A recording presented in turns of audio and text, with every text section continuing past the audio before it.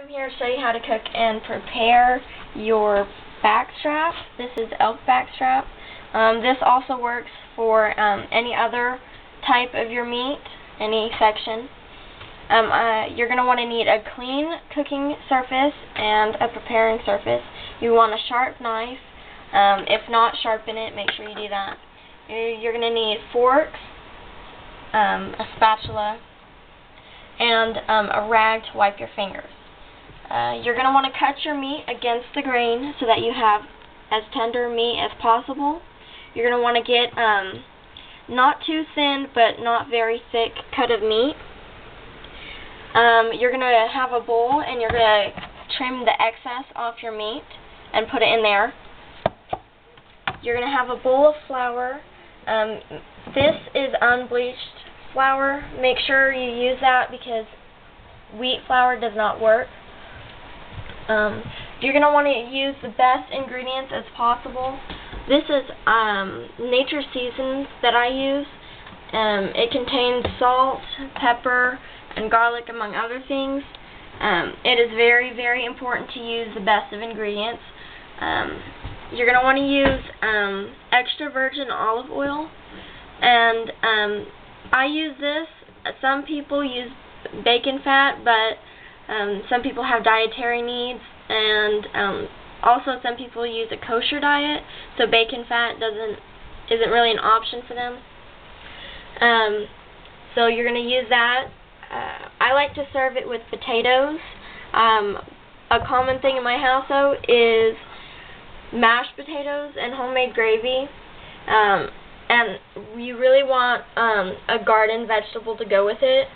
It adds to the meal.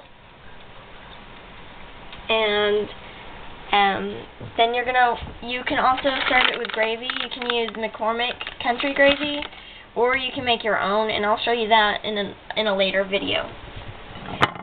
You're going to want a clean platter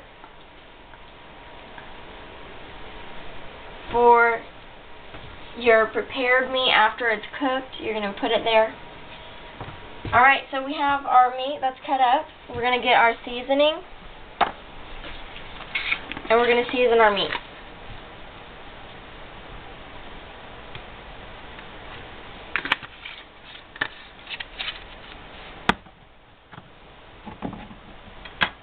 You can also put seasoning in here, but make sure if you do not season the flour, make sure you season your meat. It adds to the flavor.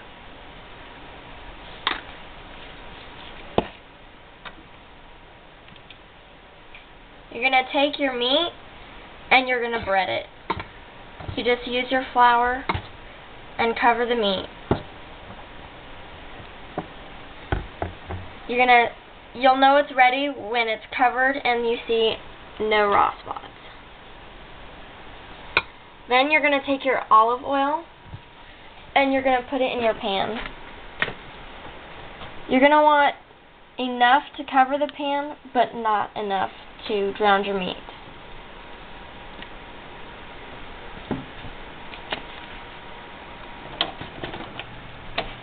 Heat your oil on 5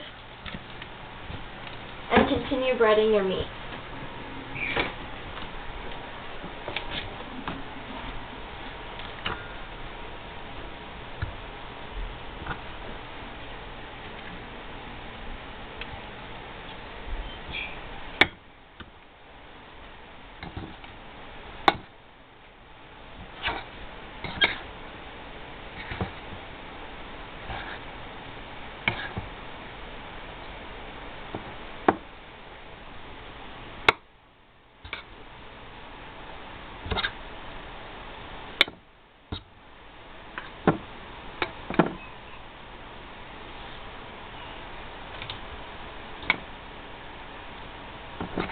Make sure you get that meat good.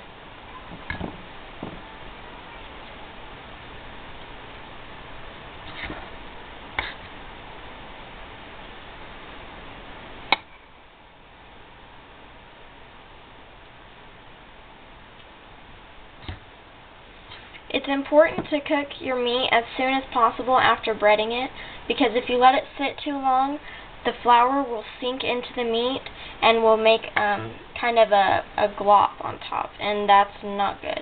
You can still cook it that way, but it's not as excellent as when you regularly do it.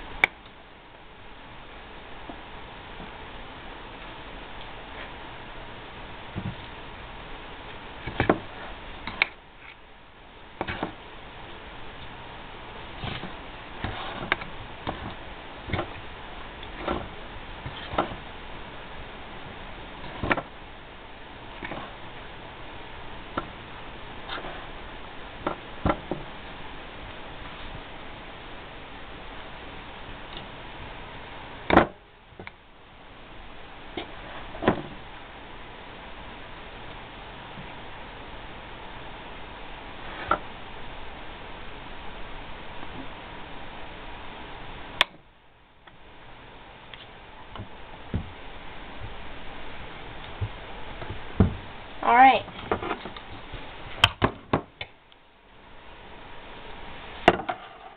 Transfer it to a small plate or platter for transportation.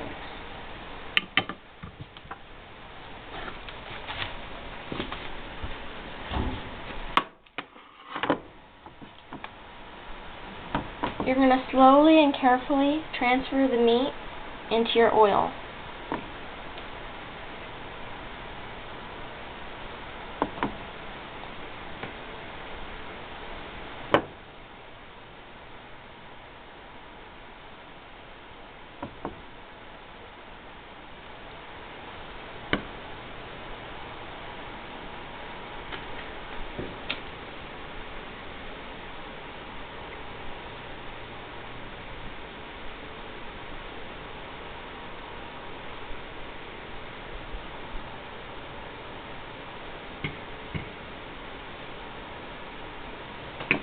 Remember how I said don't let it sit too long.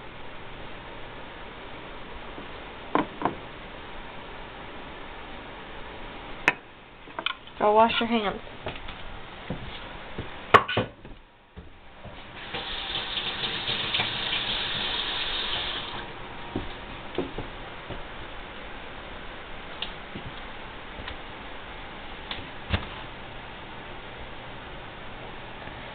You can turn it up if it doesn't look like it's cooking as much as it should be. Make sure your oil is even in the pan. You can add a little bit of seasoning on top, just in case. And just do it lightly.